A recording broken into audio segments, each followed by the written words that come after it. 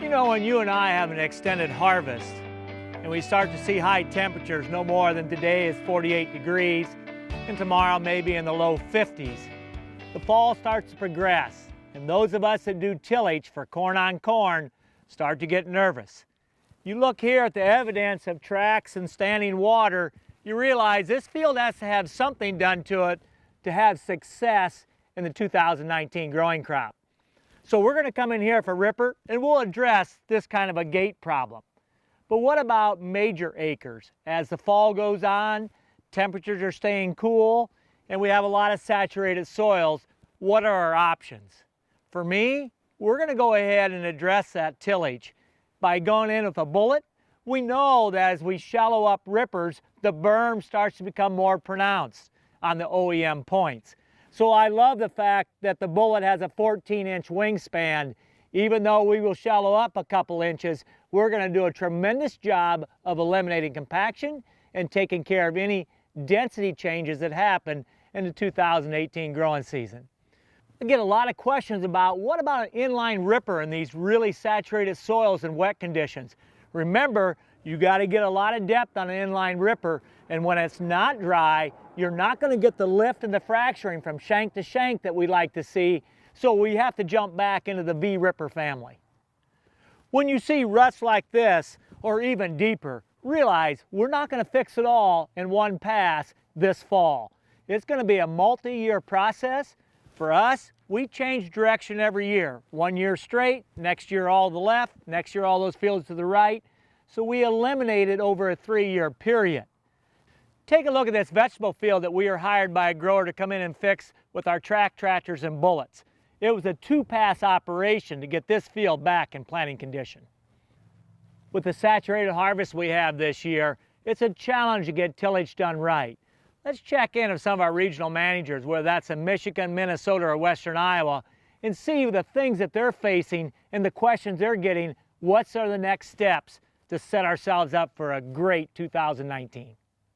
Aaron Phillips, 360 Yield Center here, coming to you from southern Minnesota. Beautiful day, the weather has changed, had a nice couple days, and the extended forecast looks really good. Guys are finally able to get out in the fields with their combines, taking corn out. Some guys are taking some beans out, but again, it looks really good here for the foreseeable future.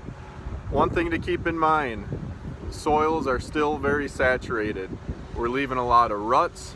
We're really condensing that soil structure, a lot of compaction.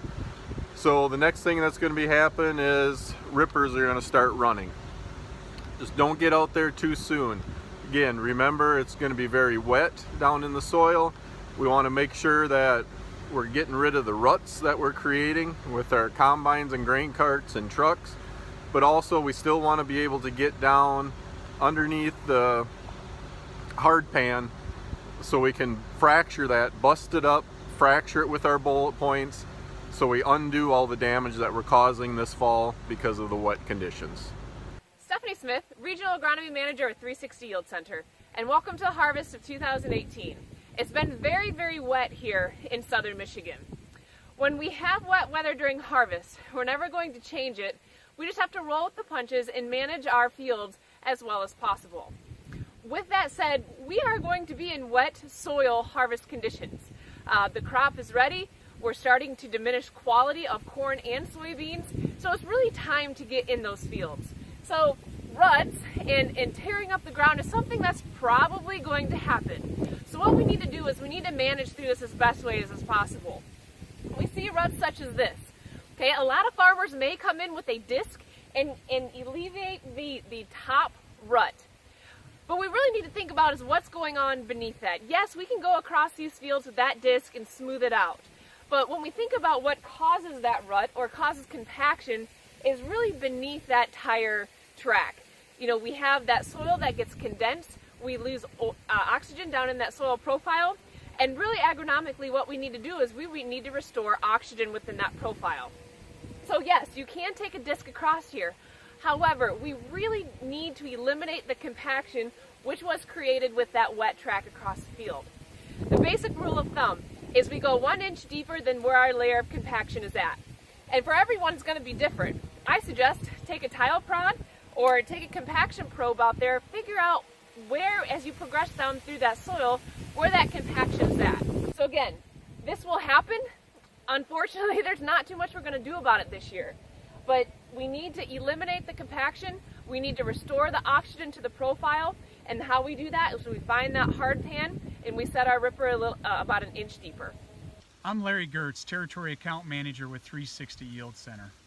Like many areas in the upper Midwest here in this 2018 crop growing season, the state of Iowa has dealt with some pretty significant rain events, parts of the state being super saturated through the entire growing season, parts of the state being inundated with rain in the middle of the growing season as well as the later part of the season, and other parts of the state dealing with these rain events later stages of the growing cycle as well as the early part of harvest. As a whole, the state has been dealing with an extended harvest delay. There's little doubt that most of us have a lot more to accomplish in a much more compact window of time than we originally planned, including simply getting the crop off the field, as well as the potential to do fall tillage or to look at getting a fall anhydrous application out there. Recognizing not only these time constraints but also these field conditions that exist out here, challenge you to think about how we can utilize some of the tools that are available today to position that nitrogen with that growing crop next season. When it comes to getting nitrogen to our corn crop, we know there is value in the timing, the placement, and the accuracy of every application of nitrogen we make. The challenge to you right now is to focus your energy and time on harvesting that crop and getting any necessary fall tillage done. And in the weeks ahead, consider how 360 Bandit can allow you to do planter applied nitrogen, and how 360 Y-Drop Side Dress can allow you to do early season nitrogen application, and how 360 Y-Drop in a higher clearance sprayer scenario can allow you to do mid and later season nitrogen applications to feed that plant when it needs it, where it needs it, and with the accuracy that it needs.